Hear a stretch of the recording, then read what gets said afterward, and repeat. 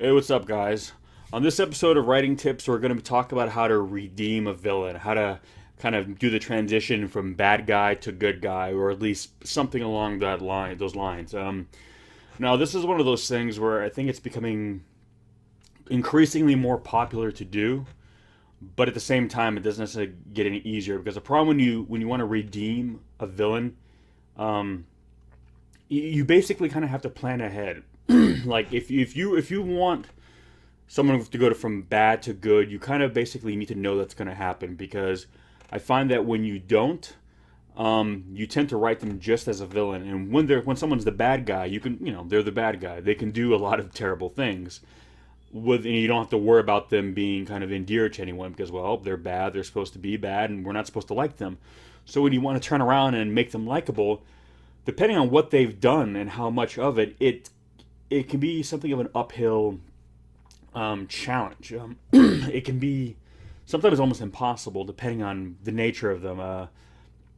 Two of the examples I like to use, and this is an example of someone who's gone from bad to kind of redeemed in a way, and another one is bad to completely good. The first is you look at someone like Darth Vader. Now, everyone knows at the end of Return of the Jedi, he kills the Emperor, saves Luke Skywalker, his son, and essentially redeems himself in that sense. But what he has done, it was redeem himself in the eyes of his son. He kind of restored the family honor, if you will. But it doesn't change the fact that in A New Hope, he killed billions of people when he gave the order that the Death Star blow up, planet Alderaan, and killed all those people. So when you see that character lying dead and telling Luke that he was right about him and that he saved Luke's life, that's all well and good. But it doesn't change the fact that a lot of people's sons and daughters and mothers and fathers, brothers, aunts, uncles are dead because of him. And knowing that, I think it'd be too difficult for the audience then to see him go down to Endor with Luke and party it up with the rest of the rebels and all the Ewoks, because that while he's living it up and everyone's patting him on the back, giving him saying, "Oh, okay, let's let bygones be bygones," a lot of innocent people are dead because of him. So even though he defeated the Emperor, even though he saved the son's life and essentially kind of helped bring the Empire to its knees, he still had to die because he still had to pay the final price, the ultimate price, his life, because of all the lives he took, either directly or indirectly. And because of that, we can kind of now let, the hatred and the animosity for Vader go. I mean, aside from the fact that he's just a really, really cool character. Because, all right, he took lives and then he gave his life, kind of as payment. It doesn't undo what he did. It doesn't bring back the lives that he took. But, at least he doesn't get to walk around when all those other people don't. Now, another scenario where, and this is someone who's just as bad or starting off just as bad, is if you look at the character of Vegeta from Dragon Ball Z. I'm sure a lot of you know that is the guy with the one with the really, really spiky hair. Um, you know, and when he is first introduced into this show, he is a pure, cold-hearted villain, and he kills millions, if not billions, of people upon his arrival on Earth. And throughout the course of the series, he becomes more of a good guy. He ends up becoming a family man. He ends up, getting a wife. I'm pretty sure he marries Bulma, but for sure he has a kid with her. He starts a family, and he becomes, while being still something of a negative Nancy, he's one of the group. And how are we able to accept that? I mean, how are we able to, let the fact that he's killed, untold number of people, like, and just now he's just, one of the gang? Well, the reason why Akira Toriyama was able to kind of get away with that, Toriyama is the gentleman who created Dragon Ball Z, and is now working on Dragon Ball Super, is because within the Dragon Ball universe, you have the Dragon Balls. And the Dragon Balls are kind of this interesting Deus Ex kind of machina plot device, which, for those who don't know, Deus Ex Machina is essentially kind of like an easy out, or kind of like something that just ties everything together. It fixes a problem really conveniently when it really realistically shouldn't be that convenient. But essentially, the way the Dragon Balls work, you can, if you collect all 7, you can summon the Eternal Dragon Shinron or Shenlong, depending on what translations you're seeing. And he can initially, I think, grant you 1 wish, but then I think it gets up to 2 or 3. And that includes bringing someone back from the dead. Now, usually there's a rule. I think it's if someone's already died once, he can't bring you back again. I think that might have later been changed. But if you basically, murder an entire room full of people, in theory, if you get the Dragon Balls, you can wish them all back to life as they were, like as if they never disappeared. They just kind of reappear and like, what? What happened? And at the time when Vegeta arrives on Earth, when he's killing, untold numbers of people, he is already aware of the Dragon Ball's existence and what they can do. Doesn't matter that he has absolutely no intention of using them to bring back anyone he's killed. He wants to wish to be made immortal, so he can go on killing and never worry about being killed himself. But because he is aware of their existence and what they can do, that when he does go around killing, thousands, millions, innocent lives, we know that in theory anyway, if he wanted to, he could undo all the damage that he's done. And the damage is undone, not by him. I mean, our heroes, wish all the people back. So even though it's not him, he knows it can be done. So he's in one of those rare circumstances where you can, usually when someone kills someone, it's almost impossible to redeem that character because, again, no matter what you do from that moment on, no matter how good, you can never bring back the lives you've taken. Well, this is one of those rare circumstances where, yes, you can. You in fact can bring back those lives. So imagine if someone, okay, breaks into your house and murders your daughter. That's terrible, and then they feel remorseful about it, and they're sorry, and they're begging and pleading, and they legitimately feel bad about it. Well, good, you feel bad, but my daughter's still dead. Now imagine if they could bring your daughter back to life. While you wouldn't be happy about what they did, they essentially would have undid the wrong, And if they killed your daughter, I know it's kind of a weird specific example, but, or killed anyone that you care about, while knowing that there was a way to bring that person back to life if they so chose, it's still wrong what they did, but in theory, they can be forgiven because they actually can right the wrong that they did. So with something like Dragon Ball Z, when you see Vegeta towards the end of the series, and again, he's the family man, he's the good guy, he's one of the gang, he's one of the group, he's a hero. You can accept that because he did what he did while knowing A, that it was wrong, but B, that it could be undone, that he himself, if he so chose, could undo it, regardless if he ever intended to or not. Now, while that does work for a character like that, Dragon Ball was one of those rare circumstances where the whole kind of crux of the show, or the original series, Dragon Ball, was based around the Dragon Balls, these items that could do these miraculous things. So then later on in Dragon Ball Z, when you were introducing villains like that, Toriyama found himself probably in a unique position where he could essentially portray the most villainous of villains and then do a complete role reversal over time, make them complete good, and have the audience accept that because of this plot device that he had in place. With that said, understand that he was able to get away with it because of that plot device. He didn't build an entire series around that villain, that character, then introduce something like the Dragon Balls just so he could make that character good. That plot device, the Dragon Balls were already in place. So when he introduced a character like Vegeta and then kind of maybe decided later on, like, well, it would be interesting to kind of bring him into the fold, kind of see a bit of a character reversal, he knew he could. So if you want to have a character, a villain that will be redeemed at some point, I would... It's difficult to say because you could go the Dragon Ball Z route, but then you have to create an entire plot device, a narrative structure where there is something somehow that can redeem this character, this villain. And what you have to be careful of is that it doesn't look too obvious. And what I mean by that is that you don't just create this thing just for just for the purpose of redeeming them, because then it's just going to look like, a Deus Ex Machina essentially. It's going to be like, oh, well, that's convenient, this perfect thing exists that can just make him a good guy, that can make us all just, let that other stuff go. And you don't want, again, with Toriyama, it was kind of like, Vegeta came after the fact, and it was an interesting situation where, I can actually do this.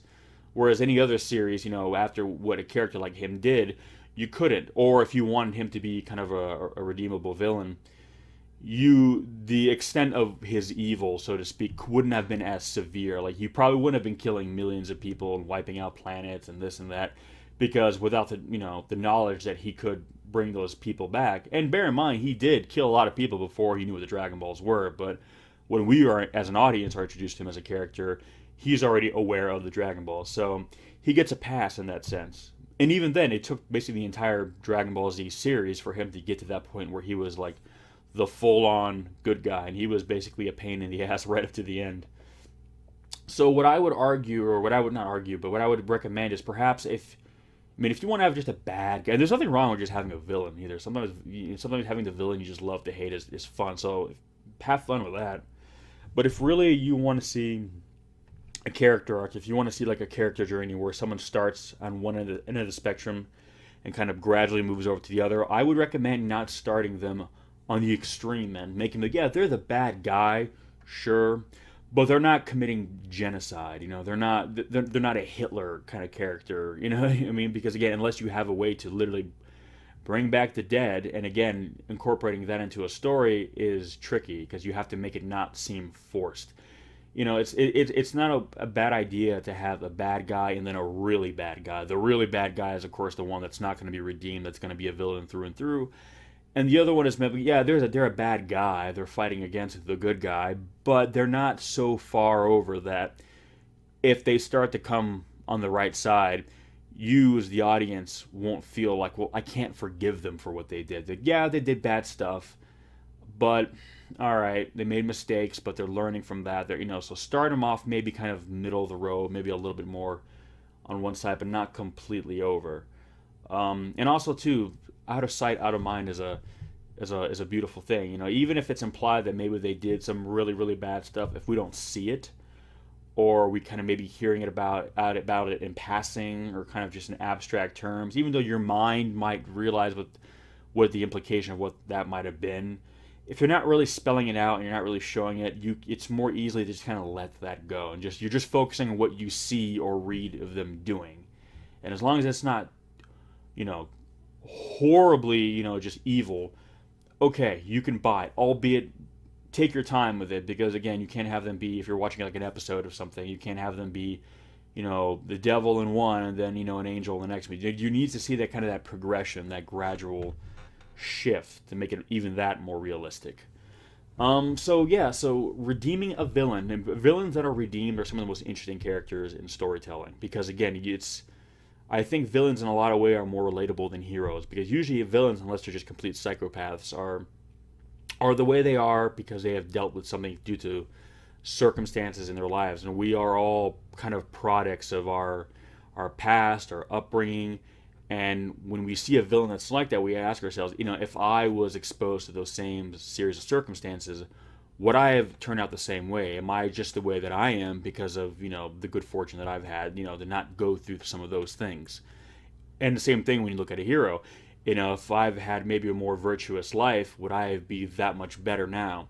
So I think when you see a villain who is bad, but not just pure evil, an audience can kind of gravitate to them, and in a weird way root for them to want to be good, because I think we can see more of ourselves in villains than we do heroes, because heroes are kind of an ideal. I think humanity as a whole is kind of pessimistic in nature. I think we kind of assume the worst in humanity. Not everyone, but I think a lot of us, realistically, we tend to kind of assume the worst a little bit before we assume the good.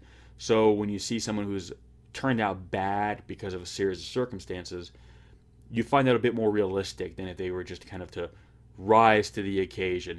We all wish we could be that guy, but realistically, deep down, I think we all feel that we would be the other way around. So when you see a person who is that way, who starts pulling themselves up, who moves away from that and slowly becomes a good guy, when they become that good guy, I think it's more relatable, because they did so dealing with kind of the bad stuff and pulling themselves out of that, lifting themselves up, which I think is a more of a metaphor for life.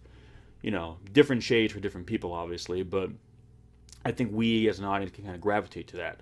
So we like villains who are redeemed. I think we like seeing villains who kind of come from that. But like I said, if you are going to go that route, um, try not to make them pure evil, because it's very very difficult, because we all have our bad days, we've all made mistakes, we've all said stuff which we could take back, but most of us, I'm hoping, don't have a bad day and then like pull out a gun and blow someone's brains out, so it's harder to root for a guy who's that bad in the beginning, and even if they have a really really tragic backstory, that's sad they ended up that way, but it doesn't change the fact that now they've hurt so many innocent people that, and again, and also the nature of what they do, even if it's not super bad, sometimes it's one of those things where you can see, if you have a bad guy and he's killing people, but he's killing other bad people. Like, you look at a character almost like Deadpool. Deadpool even said he's no hero. Deadpool kills a lot of people, but if you look at the people Deadpool kills, he kills people who are worse than him. He's not killing, mothers and fathers and nuns and all that. He's killing really bad people. So he gets a pass. If Deadpool had like picked up a puppy and strangled it, right on screen, something like that, would be kind of irredeemable. That's another thing too. Don't have them kill animals, because that's the ultimate like taboo. You can murder like, an entire block of people. You so much as kick a Saint Bernard in the head, they become irredeemable right there on the spot. So don't hurt animals. But yeah, so redeeming a villain, it's a fascinating thing to do, and it's a fun thing to do. But just make sure you don't go over the top with it, because then you're going to create a much more difficult situation for yourself. Again, unless you already have an existing narrative like Dragon Ball, like Dragon Ball Z, that has already a plot device in place that will allow your villain to kind of come back from something so evil. But I would not recommend creating that plot device strictly for the purpose of doing that, because then it's going to look forced. Then I think it's going to feel very obvious that, you just wanted to have a bad guy who was the worst of the worst, but then kind of give him a get out of jail free card. And, and while it's something like the Dragon Balls can feel like that, and a lot of times they are. They're actually used like that, and, no shortage of the time. But for someone like character like Vegeta, it was kind of in a weird way, I don't know if it's a happy accident, but it was kind of a rare but very kind of, beneficial circumstance, where here is a character who is written just as evil, but he's being written as evil in a scenario where he is aware that no matter how evil he is, it can all the wrongs can be made right, and they can be made right by him. So when he's doing that, he knows that he could undo it if he wanted to, even if he has no plans doing it, even if he says, I will never do this, I will never bring back anyone I've killed, blah blah blah blah blah, because he knows he can be given a pass. And even then, it still took the entire series to fully redeem him, but he was redeemable. So if you have a story where you have a situation like that, you can take the worst of the worst and redeem him over time, but it can be done. If not, but you do want some degree of redemption for them, I would then recommend going the Darth Vader route, where they will do something noble, they will do something heroic for someone and or a greater good, but then they have to die. They still have to go. They can't be allowed to live a life, no matter how diminished, after they have claimed, those of so many. They have to die. You know what I mean? And even though I know that, okay, Vader dying at the end of Jedi doesn't bring back any of the people he's killed, at the very least, hey, they don't get to enjoy their life, neither does he. Not that he was really enjoying life, but hey, he's not walking around because they're not walking around. So it's something. It's kind of the least he can do, so he should at least do it. And he did. So realistically speaking, the Vader route is the more realistic approach to, villain redemption, where ultimately they are still going to die. They still have to go.